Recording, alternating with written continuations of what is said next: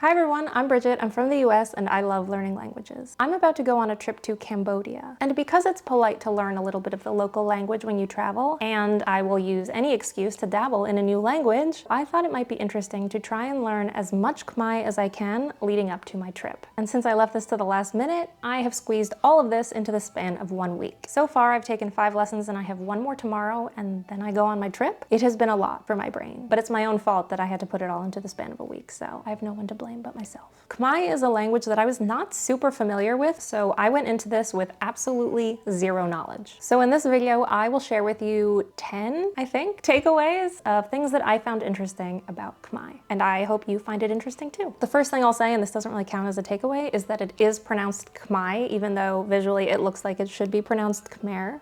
When you come to Cambodia, you hear Khmer a lot. Khmer. Not Khmer, not Khmer. Khmer. So here we go. The first takeaway is that this is what the Khmer alphabet looks like. It is considered to be the longest alphabet in the world. It has 74 letters broken down into consonants, vowels, and something called independent vowels. This sounds so wild to me and it looks really cool, and I thought it would be kind of interesting to learn the alphabet, but I was assured by all of my teachers that it's virtually impossible to learn to read and write Khmer within the span of a week. So we just focused on spoken Khmer. I see on the left, most beginners, do they skip that at the start or do they start learning written Khmer early on? I have to be honest, learning writing a Khmer, reading Khmer is not too easy. It doesn't look easy. I had one student who was able to read the words here and there in like 3 or 4 months. But that is the fastest I've ever experienced, and he learns every day. So yeah, it can be achieved in a couple of months, or it can be a bit longer. It depends on how much time you put into it. But not the week before going to Cambodia? Oh, no, Not at all? No. Okay. No. The next interesting takeaway is actually something that's not specific to Cambodia, and that is bowing. So if you are greeting or saying goodbye to someone formally, you would do a particular bow. And the placement of your fingers depends on the age of the person you are talking to.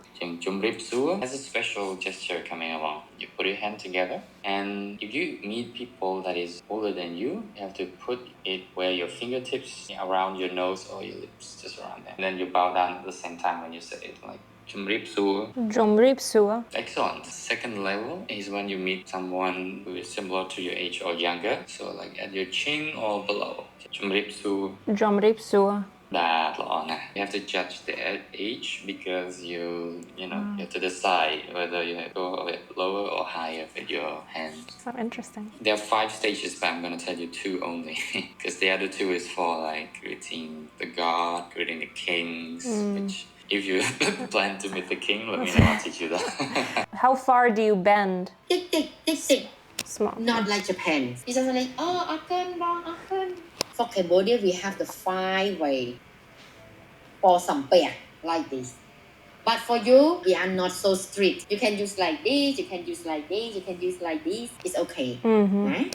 The idea of showing respect with a particular bow is something very culturally different to what I grew up with in the US, and so I find it particularly interesting. Again, bowing is not specific to Cambodia, but this is the first time I myself have been taught by someone from that culture how to do it properly, when to use it, etc. Takeaway number 3 is the most mind-blowing to me, and I am still struggling with this 5 lessons in. There is no standardized spelling of Khmer when written in Latin letters. So what I mean by that is if you say Jom Rip Sua, which means hello formally, one person might write it like this, whereas another might write it like this, or like this. It's all the same word. It's all Jom Rip Sua. But each person writing it has written it the way that it sounds to them phonetically in their head, which is extremely interesting. But if you think about it from a language learner's perspective, think about how difficult it makes it to recognize a word. Keep in mind, I have not learned the alphabet, so I can only learn based on the Latin letters that I see on the page. You might think, oh, well, just stick with one teacher. But I've seen a teacher spell the same word differently within the same lesson.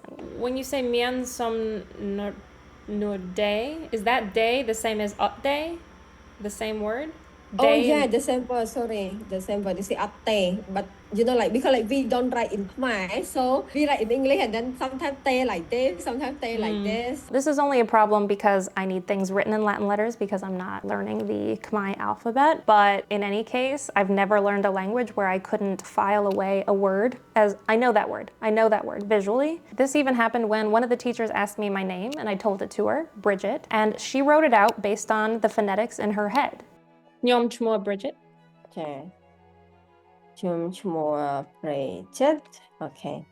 Which was kind of funny in the moment, but thinking about it from her perspective, it makes total sense. That's sort of how it's pronounced. And at the end of my lessons, the teachers shared the documents with me so that I could go in and change the spelling of the Latinized Khmer in order to make sure that it aligns with my phonetics. Isn't that fascinating? This leads into takeaway number 4, and that has to do with the letter R. Not every time, but a lot of times it seems to me very subjective whether or not a person spells a Khmer word in Latin letters with the letter R. For example, the word thank you is akun. Thank you.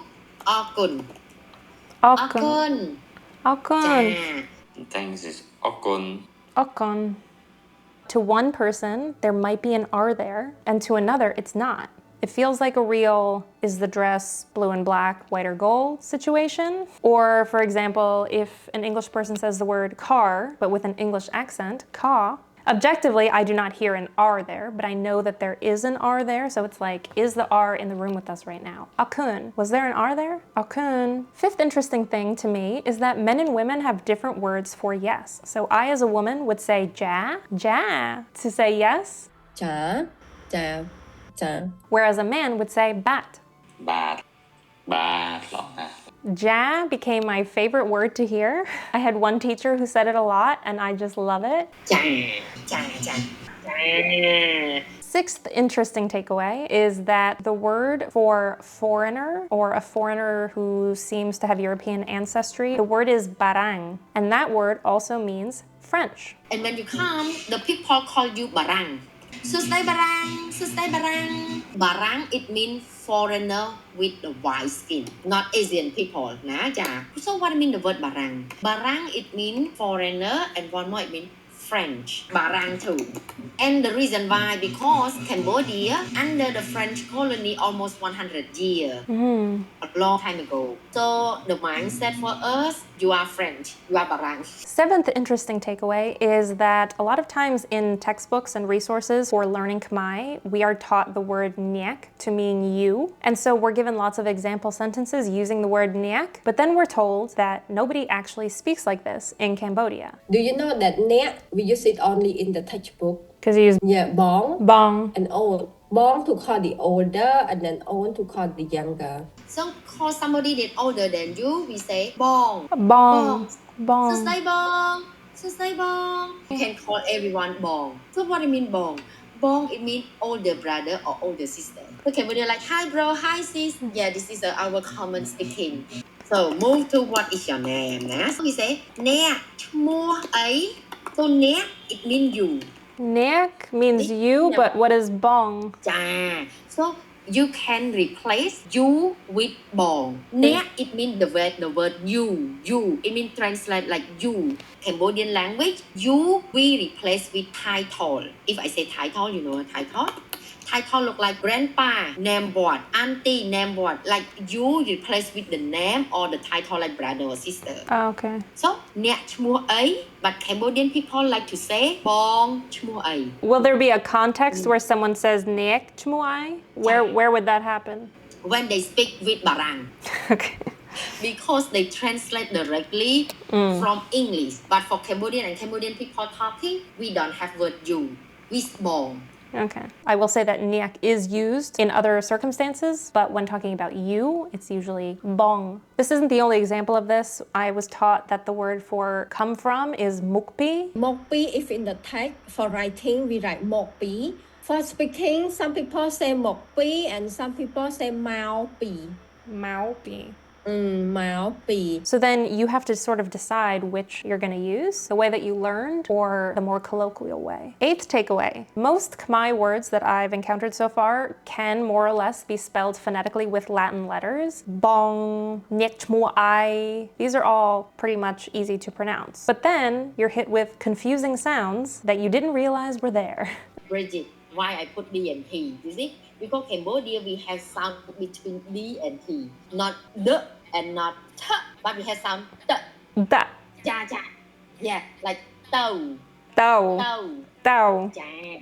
Not đấu, not thấu, but we have sound tàu. Tao. Okay, con, the word con, that means like when you go to cinema to watch a movie, we say con. Con. Yeah, but if you watch at home, Netflix at home, we say rương. Rương. Rương. Rương. Rương. Chop, rương. Rương. Like that. Rương.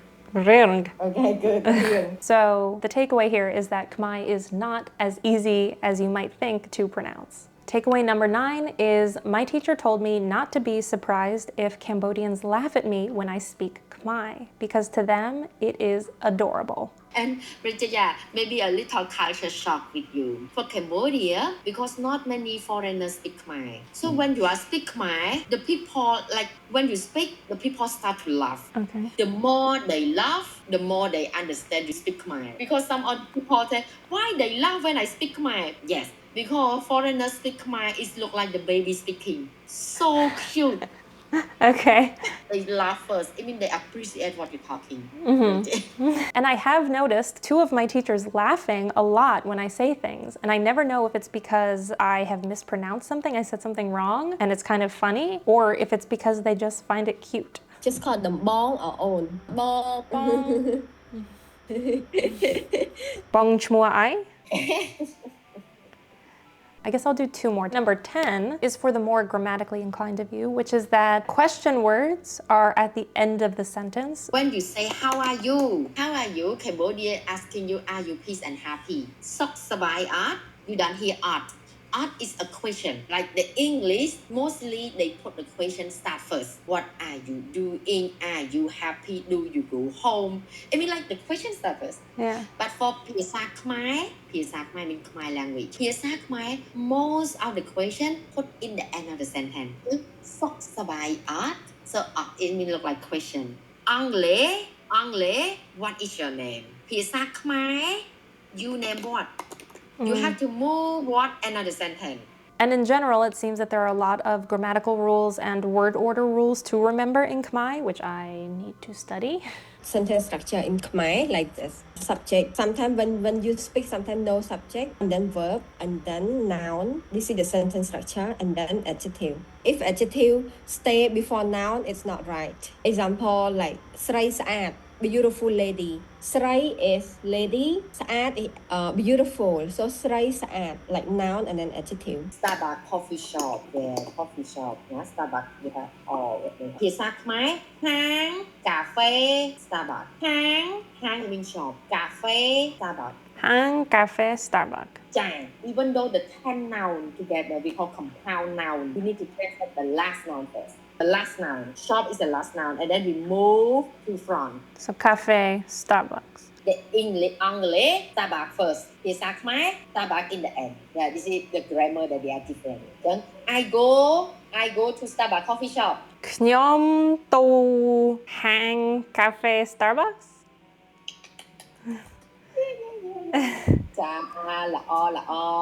Takeaway number 11, the last one, is that counting to 10 is actually quite easy in Khmer because you really only need to memorize 6 numbers. Bridget, number 6, easy. Learn the mathematics. 5 plus 1. 5 6 plus 1. 6, 7. 7 ចា8 7 ល្អ9 9 ចា 10 5 10 10 ចាប់10 Regina we just only guess 12 12 15 15 15 18 18 ចា19 14 ល្អ